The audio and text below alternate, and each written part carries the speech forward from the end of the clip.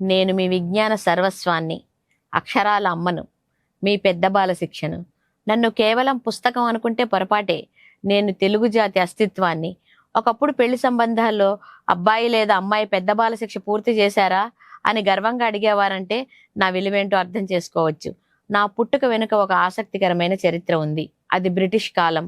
1822లో Madras governor sir Thomas Munro ఒక విషయాన్ని గమనించారు.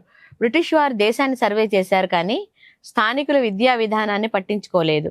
ఫలితంగా అప్పటి రెవెన్యూ శాఖలోని స్థానిక ఉద్యోగులు అవినీతికి, అక్రమాలకు పాల్పడుతున్నారని ఆయన గుర్తించారు.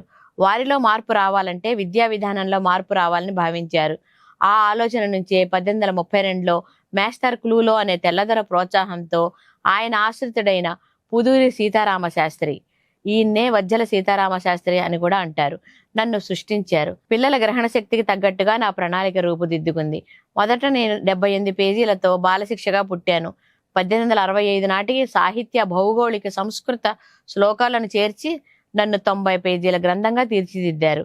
ఆ అదనపు విషయాల చేరికతో నేను బాల వివేక కల్పతరువుగా మారి అందరి నోట పెద్ద బాల శిక్షగా స్థిరపడిపోయాను. ఆ తర్వాత 1916లో వావిళ్ల రామస్వామి శాస్త్రి గారు, 1949లో వావిళ్ల వెంకటేశ్వర శాస్త్రి గారు నన్ను మరింత గొప్పగా పరిష్కరించి ముద్రించారు.